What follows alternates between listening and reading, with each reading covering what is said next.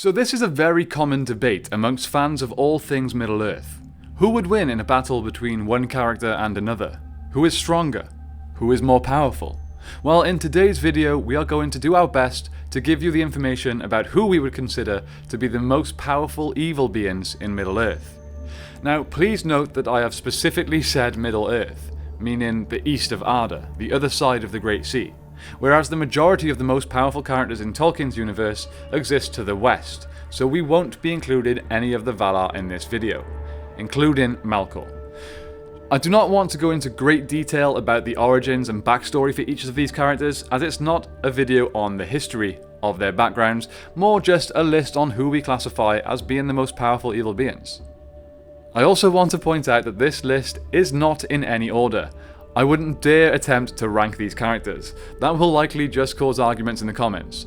So these are, in no particular order, the most powerful evil beings in Middle-earth. Build me an army worthy of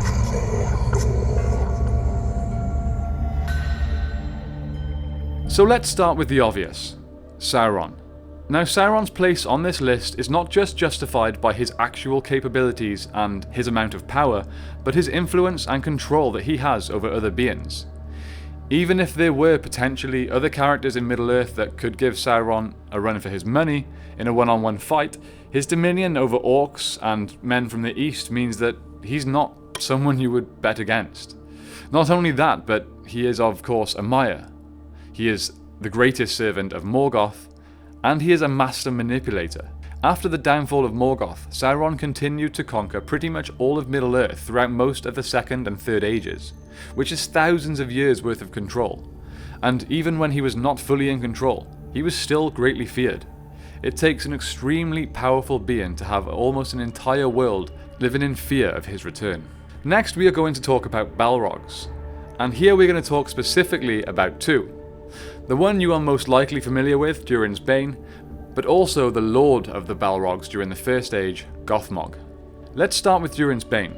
He is, of course, a Balrog, one that likely survived the War of Wrath and fled east from the ruins of Angband, burying itself deep underground in the Misty Mountains beneath Khazad-dûm. He was later awoken by the dwarves in the Third Age and encountered the Fellowship. He was of course killed by Gandalf soon after. As Balrogs are fallen and corrupted Maiar that have said to have cloaked themselves in shadow and flame, it's safe to say that they are amongst the most powerful beings to ever step foot in Middle-earth. Now let's look at Gothmog, the Lord of the Balrogs. Not to be confused with Gothmog the Orc that was present during the Battle of the Pelennor Fields. This Gothmog was High Captain of Angband, and one of the chief servants of Morgoth during the First Age.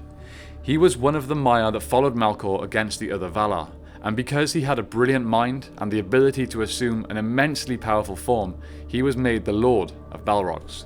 He actually played a huge role in many big wars during the First Age, but was eventually slain during the fall of Gondolin by Ecthelion. Gothmog is certainly a character that we are planning a full detailed video on soon, so keep an eye out for that one. But to justify his place on this list, he was chosen by Morgoth to lead his armies. That's enough of a justification for me. Next up we have the Nazgul, also known as Ringwraiths or Black Riders, or simply as the Nine. They were considered to be Sauron's most terrible servants in Middle-earth. They were 9 powerful men that were gifted rings of power by Sauron during the Second Age. They used these rings to gain much power, wealth and prestige, and they became mighty in their day, kings, sorcerers and warriors of old. The rings that they wore gave them an unnatural long life, until they eventually faded completely and became wraiths. Servants of Sauron that had no will of their own, living only to serve their master. As they exist only within the Wraith world, they cannot be seen by most people, only when they wear their special black cloaks and armour given to them by Sauron. This ability makes it near impossible for anyone to harm them. Many of them also have magical abilities, but it's unknown if this was abilities they had in their previous lives, as I mentioned some of them were sorcerers, or whether it was dark magic that they learned from Sauron. Either way, to be trusted as Sauron's chief servants during the War of the Ring gives them huge credibility for their level of power. None more so than the Witch King of Angmar himself, who would of course be considered the most powerful and the most feared amongst the 9. Ironically, the biggest strength of the Nazgul is potentially also their biggest weakness. Their power is connected directly to the power of Sauron. So when he is powerful, so are they. But when he becomes weaker, they also lose strength. But they're included in this list because of their potential when reaching full strength. Now, we can't have a list about powerful beings in Middle-earth without talking about dragons. Dragons were mighty creatures that had a reputation for being greedy, cunning, and malicious. They were bred by Morgoth after he realised that orcs alone were not sufficient enough to defeat his enemies. So using some kind of fire and sorcery, he created them sometime in the First Age. The father of the dragons was Glaurung, a great worm who had fearful intelligence and a powerful hypnotic gaze. He was also one of Morgoth's chief lieutenants during the First Age. He had 4 legs and fiery breath, but could not fly, as this was before the introduction of winged dragons. He could, however, talk and understand speech. And the biggest mark he left upon Middle-earth was the destruction of the elven realm of Nagathron, and the spell that he cast upon Nienor, which made her lose her memory, causing the tragic events of the Children of Húrin. Again, if you want details on that, we have a video. So Glaurung was eventually slain by Turin, but he left some lasting damage on Middle-earth. Then later, during the War of Wrath, Morgoth unleashed a new terror on Middle-earth, the Winged Dragons. The mightiest amongst these winged dragons was Ancalagon the Black. It was his entry into the War of Wrath that almost turned the tides in Morgoth's favour. This is a war against the host of the Valar, so that should tell you just how powerful he was.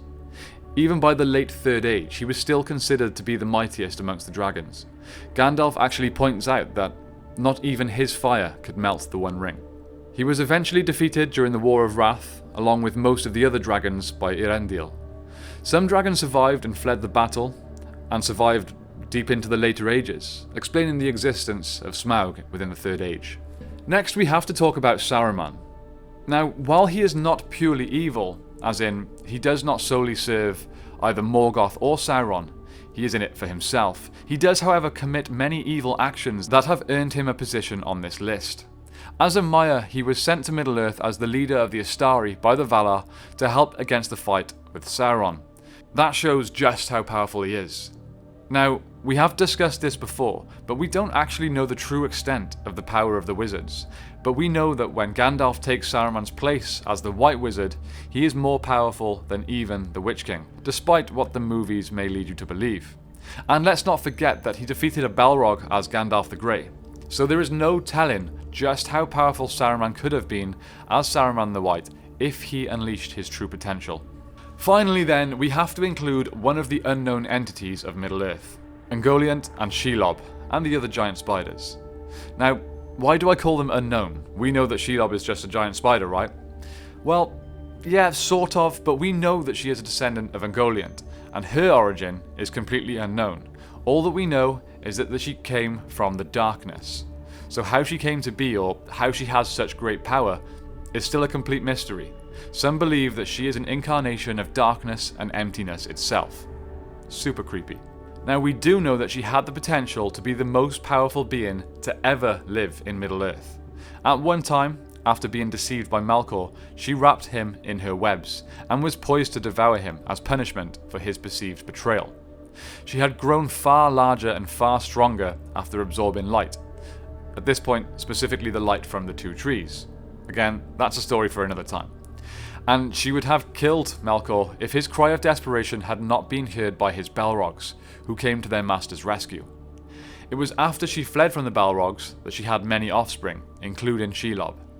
Her eventual fate is not known, but many believe that she became so greedy that she ended up devouring herself. So that's our list of some of the most evil beings in Middle-earth. Is there anyone that we missed off that you would have included? We would love to hear your thoughts on that in the comments down below. Okay, time has come as always to thank our patrons and channel members. An extra special shout out goes to the members of our highest tiers: Lorenzo, Gregory, Nashith, John, Andrew, Denver Steel, and Pirate747. And finally, we want to shout out our limited special tier on Patreon: Kevin, Abram, Matt, and Glorfindel of Gondolin. As members of this tier, you of course are all executive producers on our short film, and have been allowed to give feedback on the script. I very much hope you've enjoyed it. Thank you all so much for your continued support. If you aren't aware, guys, 100% of support through Patreon is just going to the budget of our short film. So if you want to support that project, that is how you can do so.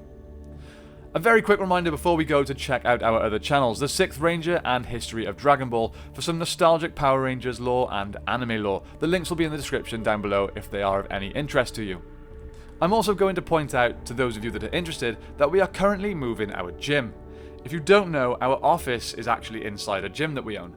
And as we are moving, there's a lot of changes going to happen. We will have a full-time filming setup and hopefully gaming table, so that's super exciting. If you would like to follow the move, you can check out our gym's YouTube page. It's just titled Flawless Combat Club. We've been documenting stuff on there. It's just a bit of fun, but if you fancy taking a look, go over to there and subscribe.